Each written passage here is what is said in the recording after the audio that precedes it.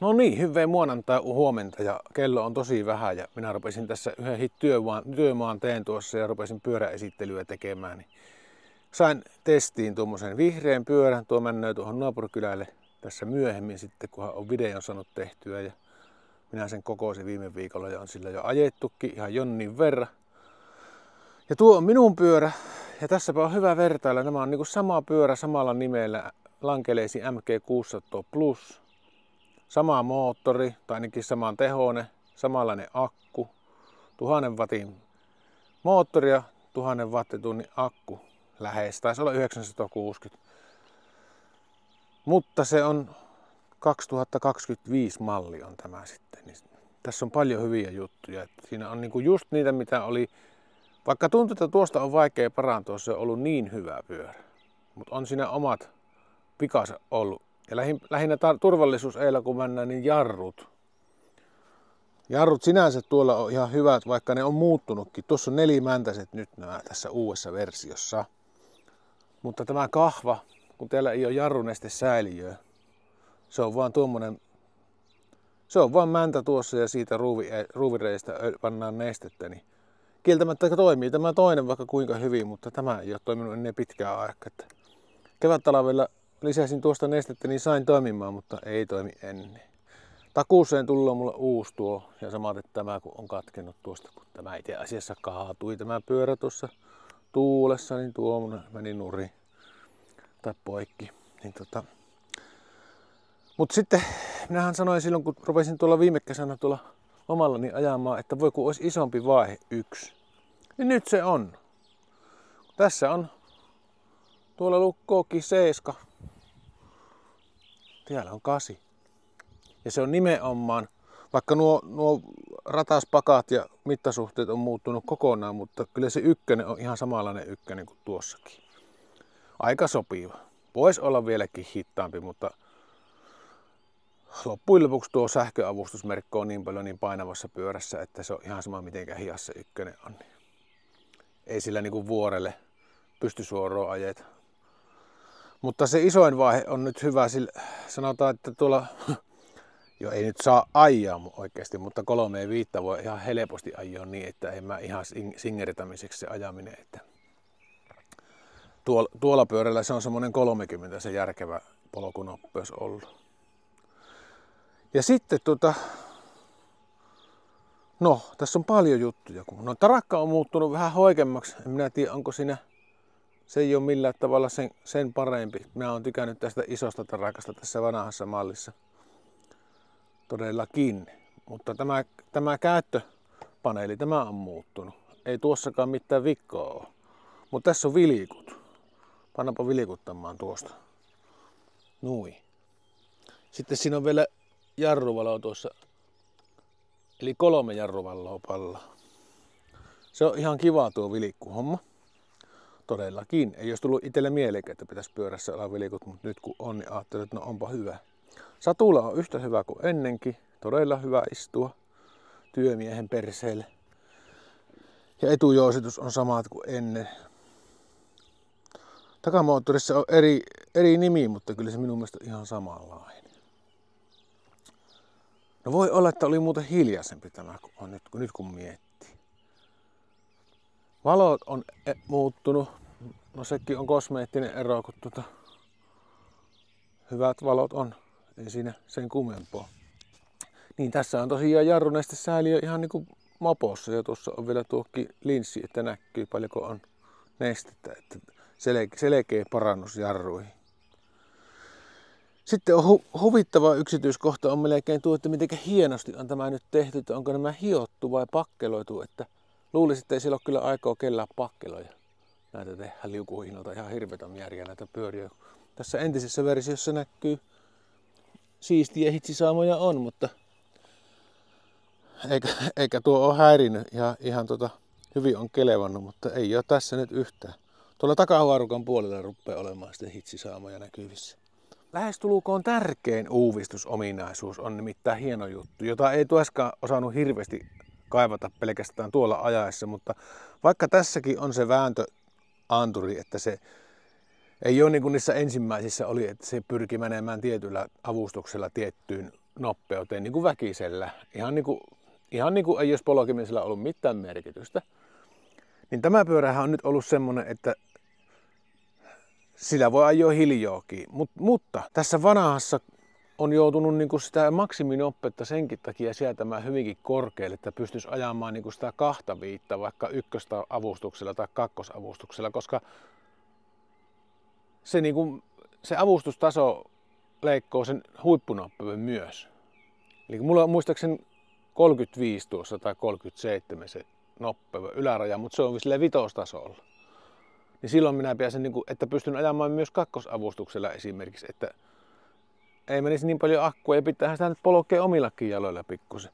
Mutta tässä versiossa nyt niin se ei vaikuta mitään, että mikä taso on. Että jos tämä vaikka sijoittaa 40, niin se kulukoo vaikka ykkösavustuksella 40, jos sinä jaksat vaan polkea tarpeeksi kovasti. Että joka tasolla se sama on se yläraja. Se on niinku ihan älyttömän hyvä juttu minusta.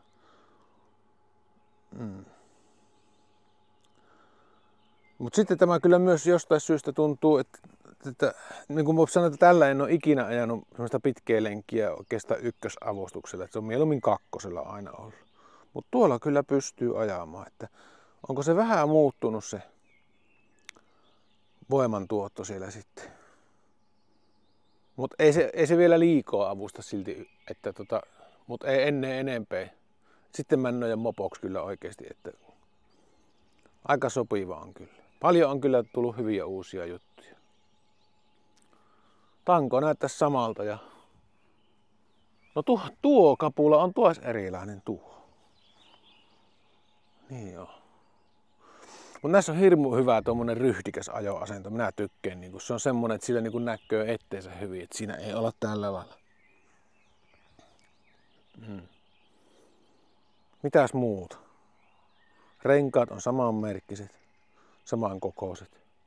Etulokari on pikkusen erilainen, mutta käytännössä ihan sama.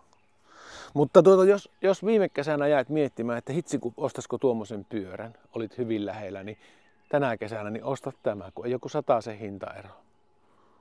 Minä en mietisi hetkeäkään, että ei ole huono tuokaan, ei missään nimessä. Aika hieno on loppujen tämä vihreä.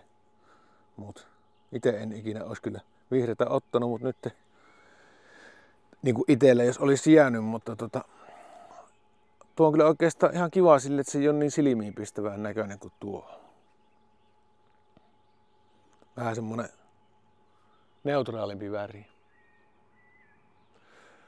Jos tämmöisen tilloot, niin tillo on minun tuolla Ale-koodilla, se on kommenteissa ja tuossa videon kuvauksessa. Siitä saa 3% muistaakseni alennusta ja minä saan suurin piirtein saman verran sitä komissioa, eli provisioon, niin saa tuet kanavani toimintoa. Ja alennus, se on pienikin alennus, että ei sille harmi, että se ei ole isompi. Minusta se voisi olla vaikka 10% se alennus, mutta on nämä aika tiukasti hinnoiteltu kyllä, että niin kuin, onko se jonkun 1800 tuo maksaa, että aikamoinen pyörä kyllä sillä hintaa. Ja vielä niin siististi tehty.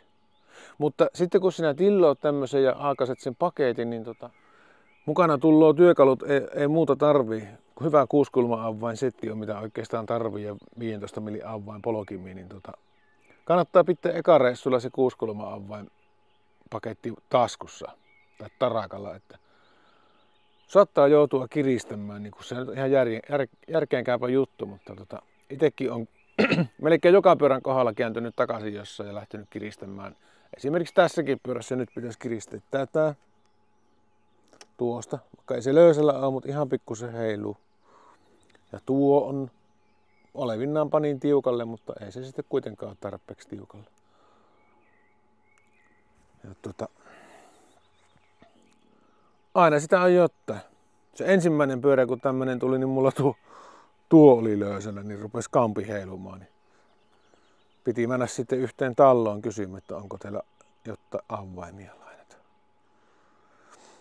Mutta helppoja on koota. Minusta se on, ja ehkä kokemus se tekee, mutta tuntuu ihan niin kuin se olisi vielä paremmin paketoitu kuin ennen. Että eihän tässä nyt, siitä puuttuu niin kuin yksi poljinkampi ja molemmat polkimet oli paketissa ja etupyörä on irti, etulokari ja sitten tuo tanko. Ja Tanko on itse asiassa niin, että se on ihan puhas, että siinä ei ole mitään mukana. Että ehkä eniten nysveemistä on just näissä, kun pitää kaikki pujottaa tänne ja katsoa, että menee kaikki oikeassa järjestyksessä. Ei siinä mitään vaikeaa ole silti, mutta tässä on eniten näpleimistä. Ja tämä näyttökin pitää laittaa, että nuo pitää avata kokonaan, että sen sopii niin kuin asentamaan tuon.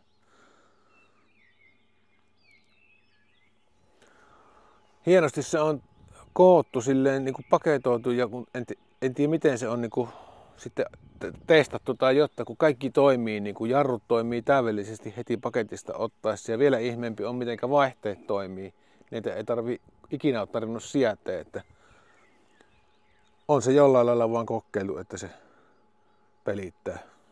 Tietysti pystyyhän se, vaikka ei tangossa kiinni olekaan, niin nuo kokeilemaan ja sietämään.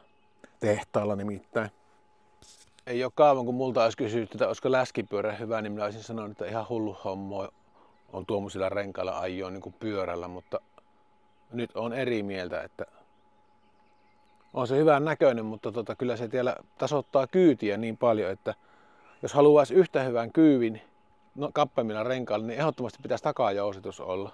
Onko minun mielestä tuo ei kaipaa välttämättä edes etujousitustakaan. Että niin kun se tuo rengas tekee niin paljon ja vielä on varaa niin pehmentää, ottaa ilmoakin poikkeen, niin se vielä pehmenee. En tiedä paljonkohan mulla nyt näissä on. No ei oo kyllä paljon tuossa. Joo, no ilmakas se on, niin hyvin se silti rulloo kyllä. Todellakin. Mut on siinä niin hyvä niinku, ja tuolla tien päälläkin kun on huonoa asfalttia ja on uria ja sitten niitä paikattuja kohtia ja niihin paikkojen reunoja ja kaikkea, niin tuntuu, että tuolla renkalla ei tarvii niinku, ja yleensäkin läskipyörän rengas, kun se vähän mukautuu, niin ei tarvii varoa niitä yhtään. Ja niin kuin asfaltin reunalta, jos puttoo, että kun aato tulee liian läheltä, niin se ei yhtään säikäytä, se menee niin nätisti.